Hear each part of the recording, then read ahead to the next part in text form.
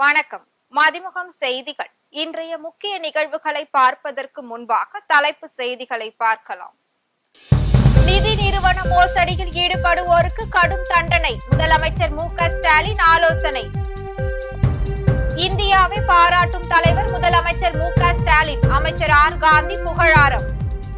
அம்பேத்கர் பிறந்த நாளில் சமத்துவம் காண்போம் போட்டிகள், தமிழ்நாடு அரசு அறிவிப்பு. பாமக தலைவர் பதவியில் இருந்து அன்புமணி நீக்கம், ராமதாஸ் அதிரடி உத்தரவு. விஜய் மல்லையா கடன் மோசடி வழக்கு, லண்டன் உயர் நீதிமன்றம் அதிரடி தீர்ப்பு. நிதி நிறுவன மோசடியில் ஈடுபடுவோருக்கு கடும் தண்டனை விதிப்பது தொடர்பாக முதலமைச்சர் மு.க.ஸ்டாலின் ஆலோசனை மேற்கொண்டு வருகிறார்.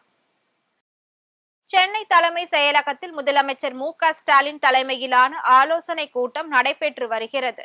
இதில் நிதி நிறுவன மோசடியால் பொதுமக்கள் பாதிக்கப்பட்டு வரும் நிலையில் நிதி நிறுவன மோசடியை தடுப்பது தொடர்பாகவும் பொதுமக்களுக்கு விழிப்புணர்வு ஏற்படுத்துவது தொடர்பாக மேற்கொள்ள வேண்டிய நடவடிக்கைகள் குறித்து டிஜிபி, ஏடிஜிபி மற்றும் உள்துறை செயலாளர்களுடன் முதலமைச்சர் மு.க.ஸ்டாலின் ஆலோசனை மேற்கொண்டு வருகிறார்.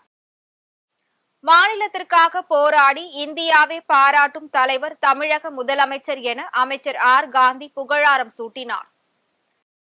சென்னை கொளத்தூர் மேற்கு பகுதி மற்றும் ஜி.கே.எம். காலனி உள்ளிட்ட பகுதிகளில் அன்னம் தரும் அமுத கரங்கள் நிகழ்ச்சியை அமைச்சர் சேகர் பாபு மற்றும் அமைச்சர் காந்தி உள்ளிட்டோர் கலந்து கொண்டு பொதுமக்களுக்கு உணவு வழங்கினர். அதனைத் தொடர்ந்து செய்தியாளர்களிடம் பேசிய அமைச்சர் காந்தி, தமது முதலமைச்சர் முன்மாதிரியாக செயல்பட்டு மாநிலத்திற்காக போராடி வெற்றி பெற்றவர் என்றும் தமிழகத்துக்கு மட்டும் இன்றி இந்தியாவே பாராட்டுக்குரிய தலைவர் என்றும் புகழாரம் சூட்டினார்.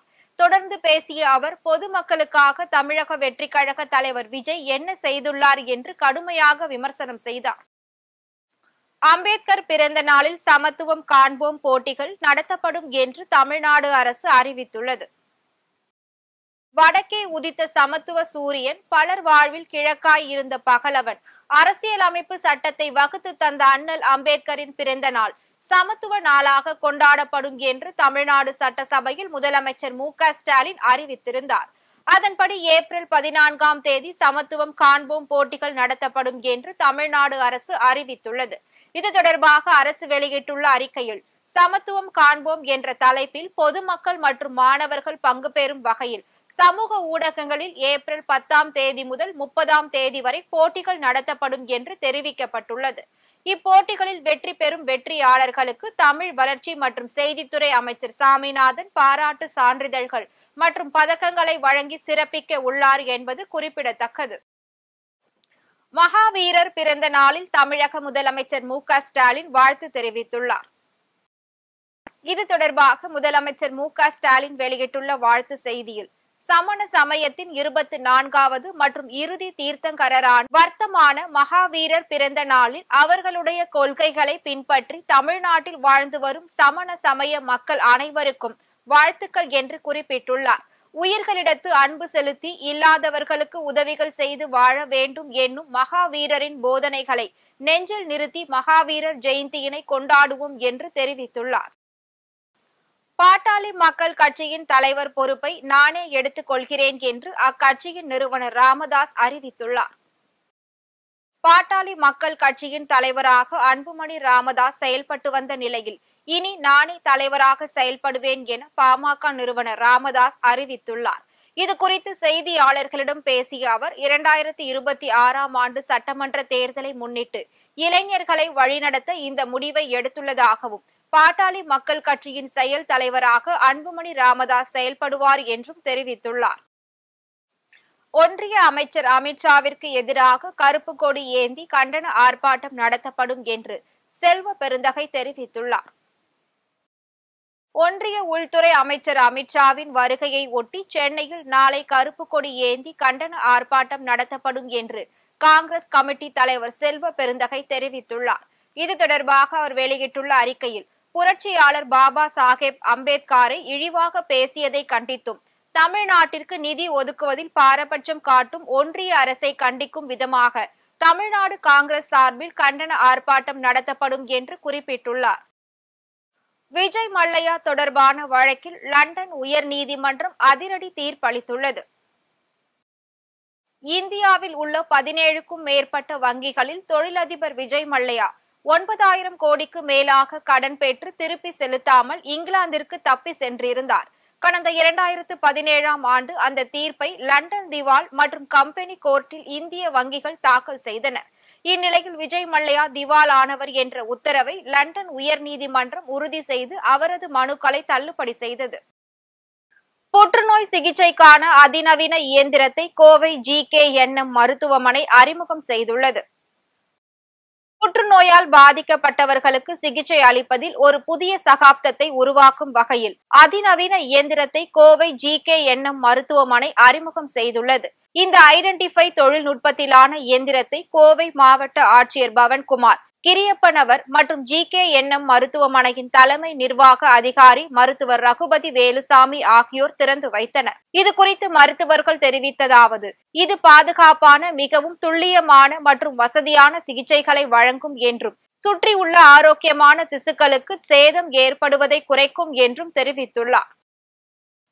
ஜீவனாம்சம் கேட்ட மூதாட்டியை கொலை செய்த இளைஞருக்கு ஆயுள் தண்டனை விதித்து மாவட்ட அமர்வு நீதிமன்றம் உத்தரவிட்டுள்ளது. மயிலாடுதுறை மாவட்டத்தை சேர்ந்த மீனாட்சி என்ற மூதாட்டி கருத்து வேறுபாடு காரணமாக கணவரை பிரிந்து வாழ்ந்து வந்துள்ளார். இதற்கிடையில் ஜீவனாம்சம் வேண்டி குற்றவியல் நடுவர் நீதிமன்றத்தில் வழக்கு தொடுத்த நிலையில் அவருக்கு ஜீவனாம்சம் வழங்க தீனதயாளனுக்கு குற்றவியல் நடுவர் நீதிமன்றம் உத்தரவிட்டது. இந்நிலையில் தீனதயாளனின் 2வது மனைவியின் மகன் செந்தில் அவரை கொலை செய்துள்ளார். இது குறித்து வழக்கு மயிலாடுதுறை மாவட்ட அமர்வு நீதிமன்றத்தில் நடைபெற்ற நிலையில் ஆயுள் தண்டனை விதித்தும் மற்றும் 5,000 ரூபாய் அபராதம் விதித்தும் நீதிபதி விஜயகுமாரி உத்தரவிட்டார். பங்குனி உத்திர தேர் திருவிழாவை முன்னிட்டு சிவ சுப்பிரமணிய சுவாமி திருக்கல்யாண வைபவம் கோலாகலமாக நடைபெற்றது. தர்மபுரி மாவட்டம் சிவ சுப்பிரமணிய சுவாமி கோவில் பங்குனி உத்திர தேர் திருவிழா கடந்த 5ஆம் தேதி கொடியேற்றத்துடன் தொடங்கியது. விழாவை ஒட்டி நாள்தோறும் சிறப்பு அபிஷேகங்கள் மற்றும் பூஜைகள் செய்யப்பட்டு உற்சவர் வீதி உலா வந்து பக்தர்களுக்கு அருள் பாலித்தார். அதனைத் தொடர்ந்து விழாவின் முக்கிய நிகழ்வான திருக்கல்யாண வைபவம் கோலாகலமாக நடைபெற்றது. இதில் வள்ளி தெய்வானையுடன் சிவசுப்பிரமணிய சுவாமி எழுந்தருளி பக்தர்களுக்கு காட்சி கொடுத்தார். இதில் ஏராளமான மக்கள் கலந்து கொண்டு சுவாமி தரிசனம் செய்தனர். இதனை அடுத்து தோரண வாயில், ஊஞ்சல் சேவை மற்றும் மயில் வாகன உற்சவமும் நடைபெற்றது. மயிலாடுதுறையில் சிறுபான்மையினருக்கான நலத்திட்ட உதவிகளை ஆணைய தலைவர் அருண் வழங்கினார். மயிலாடுதுறை மாவட்ட ஆட்சியரகத்தில் மாவட்ட பிற்படுத்தப்பட்டோர், மிக பிற்படுத்தப்பட்டோர் மற்றும் சிறுபான்மையினர் நலத்துறையின் சார்பில் சிறுபான்மையினருக்கான கலந்துரையாடல் கூட்டம் சிறுபான்மையினர் மாநில ஆணைய தலைவர் அருண் தலைமையில் நடைபெற்றது. இதில் 225 பயனாளிகளுக்கு 22.50 லட்சம் மதிப்பிலான நலத்திட்ட உதவிகள் மற்றும் 6 பயனாளிகளுக்கு நலவாரிய அடையாள அட்டைகள் வழங்கினார். அதனைத் தொடர்ந்து செய்தியாளர்களிடம் பேசிய அவர், சிறுபான்மையின மக்களிடம் பெறப்பட்ட மனுக்களின் 80% மனுக்களுக்கு தீர்வு காணப்பட்டுள்ளதாக தெரிவித்தார்.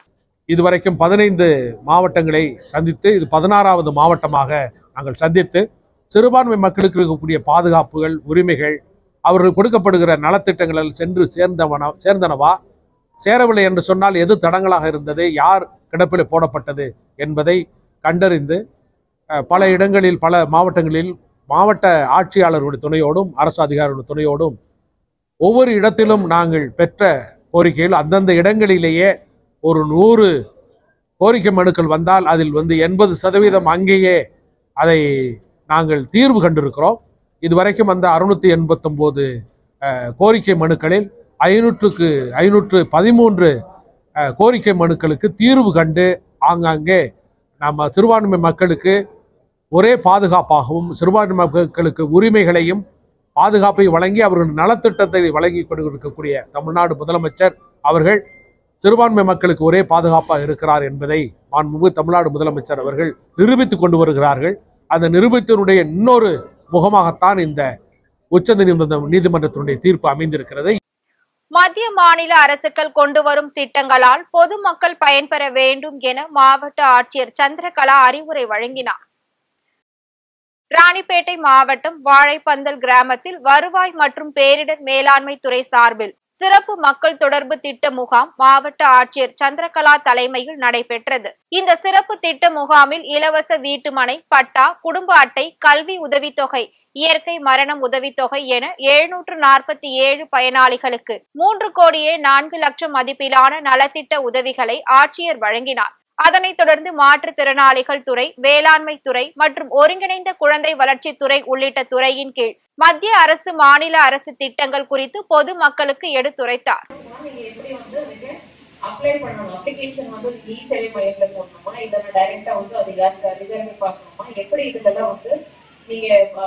பண்ணணும் அந்த மாதிரி சொல்லி குடிக்கிறதுக்கு தான் இன்னைக்கு எல்லா துறை அந்த இது வச்சிருக்காங்க, நிறைய ஸ்டால்ஸ் வச்சிருக்காங்க. ஸோ மேஜர் டிபார்ட்மெண்ட்ல என்னென்ன விழிப்புணர்வு, என்னென்ன ஸ்கீம்ஸ் இருக்கு, நீங்க எப்படி அதுல பயன்படுத்திக்கலாம். அதே மாதிரி நிறைய அறிவுரை வருதுன்னா நீங்க ஒரு மாசத்துக்கு முன்னாடியே இந்த வில்லேஜை நம்ம செலக்ட் பண்ணி. அரக்கோணம் தனியார் தொழிற்சாலையில் ஒப்பந்த பணியாளர்கள் பல்வேறு கோரிக்கைகளை நிறைவேற்றி தர வலியுறுத்தி காத்திருப்பு போராட்டத்தில் ஈடுபட்டனர். ராணிப்பேட்டை மாவட்டம் அரக்கோணம் இச்சிபுத்தூர் பகுதியில் செயல்பட்டு வரும் தனியார் தொழிற்சாலையில் 3000க்கும் மேற்பட்ட பணியாளர்கள் ஒப்பந்த அடிப்படையில் பணியாற்றி வருகின்றனர். இந்நிலையில் ஒப்பந்த பணியாளர்களுக்கு பணி நிரந்தரம், சம வேலை, சம ஊதியம் உள்ளிட்ட பல்வேறு கோரிக்கைகளை நிறைவேற்றி தர வலியுறுத்தி கடந்த 2 மாதங்களுக்கு மேலாக தொடர் போராட்டத்தில் ஈடுபட்டு வருகின்றனர். பல்வேறு கட்ட பேச்சுவார்த்தைகள் தோல்வி அடைந்த நிலையில் இன்று குழந்தைகள் மற்றும் குடும்பத்தினருடன் காத்திருப்பு போராட்டத்தில் ஈடுபட்டு வருகின்றனர். இதனால் அப்பகுதியில் பெரும் பரபரப்பு ஏற்பட்டது. ஊரக உள்ளாட்சி தேர்தல் வாக்குச்சாவடி பட்டியலை அனைத்து கட்சியினர் முன்னிலையில் மாவட்ட ஆட்சியர் சுப்புலட்சுமி வெளியிட்டார். வேலூர் மாவட்டம் சத்துவாச்சாரியில் ஊரக மற்றும் நகர்ப்புற உள்ளாட்சி தற்செயல் தேர்தல் 2025 வேலூர் மாவட்டத்திற்கான இறுதி வாக்குச்சாவடி பட்டியலை அங்கீகரிக்கப்பட்ட கட்சி பிரதிநிதிகள் முன்னிலையில் மாவட்ட ஆட்சியர் சுப்புலட்சுமி அலுவலக கூட்டரங்கில் நடைபெற்ற ஆலோசனை கூட்டத்தில் வெளியிட்டார். இதில் மொத்தம் கிராமப்புற, நகர்ப்புறம் சேர்த்து உள்ளாட்சி அமைப்புகளில் காலியாக உள்ள 95 இடங்களுக்கு இறுதி வாக்குச்சாவடி பட்டியல் வெளியிடப்பட்டது குறிப்பிடத்தக்கது. பெண் விரிவுரையாளருக்கு பாலியல் தொல்லை கொடுத்த கல்லூரி துணை முதல்வருக்கு சிறை தண்டனை விதித்து நீதிமன்றம் தீர்ப்பளித்துள்ளது. வேலூர் மாவட்டம் தனியார் கல்லூரியில் பணியாற்றி வந்த துணை முதல்வர் அன்பழகன் அதே கல்லூரியில் பெண் கௌரவ விரிவுரையாளரிடம் பாலியல் அத்துமீறலில் ஈடுபட்டுள்ளார். இது குறித்து அவர் அனைத்து மகளிர் காவல் நிலையத்தில் புகார் அளித்ததன் பேரில் 7 பிரிவுகளின் கீழ் வழக்கு பதிவு செய்து தலைமறைவாக இருந்த அன்பழகனை காவல்துறையினர் கைது செய்து குற்றவியல் நடுவர் நீதிமன்றத்தில் ஆஜர்படுத்தி வேலூர் மத்திய சிறையில் அடைத்தனர். உயர்த்தப்பட்ட சமையல் எரிவாயு விலை உயர்வை திரும்ப பெற வலியுறுத்தி ஜனநாயக மாதர் சங்கத்தினர் ஆர்ப்பாட்டத்தில் ஈடுபட்டனர். ஒன்றிய அரசு சமையல் எரிவாயு விலையை 50 ரூபாய் உயர்த்தியதை கண்டித்தும் அதனை திரும்ப பெற வலியுறுத்தியும் நகர தலைவர் ஜெயா தலைமையில் ஜனநாயக மாதர் சங்கத்தினர் விருதுநகர் பழைய பேருந்து நிலையம் முன்பு ஆர்ப்பாட்டத்தில் ஈடுபட்டனர். இதில் நகர செயலாளர் ராஜேஸ்வரி, மாவட்ட செயலாளர் உமா மகேஸ்வரி பங்கேற்று ஒன்றிய அரசுக்கு எதிராக கண்டன உரையாற்றினர். தமிழகத்தில் கடந்த சில தினங்களாக குறைந்து வந்த தங்கம் விலை இன்று அதிரடியாக உச்சம் தொட்டுள்ளது. இதனால் பொதுமக்கள் அதிர்ச்சி அடைந்துள்ளனர். சென்னையில் 22 கேரட் ஆபரண தங்கத்தின் விலை சவரனுக்கு 2160 ரூபாய் அதிகரித்து 68,480 ரூபாய்க்கு விற்பனை செய்யப்படுகிறது. ஆபரண தங்கம் கிராமிற்கு 270 ரூபாய் அதிகரித்து 8,560 ரூபாய்க்கு விற்பனை செய்யப்படுகிறது. வெள்ளியின் விலை கிராமிற்கு 2 ரூபாய் அதிகரித்து 104 ரூபாய். 1 கிலோ வெள்ளியின் விலை 2000 ரூபாய் அதிகரித்து 1,04,000 ரூபாய்க்கும் விற்பனை செய்யப்படுகிறது. டொமினிக்கன் கேளிக்கை விடுதியின் மேற்கூரை சரிந்து விழுந்த விபத்தில் 124 பேர் உயிரிழந்துள்ளனர். கரிபியன் தீவு நாடான டொமினிக்கன் ரிபப்ளிக் தலைநகர் சாண்டோ டொமினிகோவில் இரவு நேர கேளிக்கை விடுதி உள்ளது. இந்த விடுதியில் கடந்த 8ஆம் தேதி இசை நிகழ்ச்சி கடந்த 2 தினங்களாக நடைபெற்ற நிலையில் அந்த விடுதியின் மேற்கூரை சரிந்து விழுந்து விபத்துக்குள்ளானது. இந்த சம்பவம் குறித்து தகவல் அறிந்து வந்த தீயணைப்பு படையினர் இடிபாடுகளுக்குள் சிக்கியவர்களை மீட்கும் பணியில் ஈடுபட்டு வருகின்றனர். இதில் 160க்கும் மேற்பட்டோர் மருத்துவமனையில் அனுமதிக்கப்பட்டுள்ளனர். மீண்டும் தலைப்பு செய்திகள். நிதி நிறுவனம் மோசடியில் ஈடுபடுவோருக்கு கடும் தண்டனை, முதலமைச்சர் மு.க.ஸ்டாலின் ஆலோசனை. இந்தியாவை பாராட்டும் தலைவர் முதலமைச்சர் மு.க.ஸ்டாலின், அமைச்சர் ஆர். காந்தி புகழாரம். அம்பேத்கர் பிறந்த நாளில் சமத்துவம் காண்போம் போட்டிகள், தமிழ்நாடு அரசு அறிவிப்பு. பாமக தலைவர் பதவியில் இருந்து அன்புமணி நீக்கம், ராமதாஸ் அதிரடி உத்தரவு. விஜய் மல்லையா கடன் மோசடி வழக்கு, லண்டன் உயர் நீதிமன்றம் அதிரடி தீர்ப்பு. இத்துடன் செய்திகள் நிறைவடைந்தன. மீண்டும் செய்திகள் இரவு 8 மணிக்கு. மேலும் செய்திகளை தெரிந்து கொள்ள மதிமுகம் பிரைம் யூடியூப் தளத்தில் இணைந்திருங்கள்.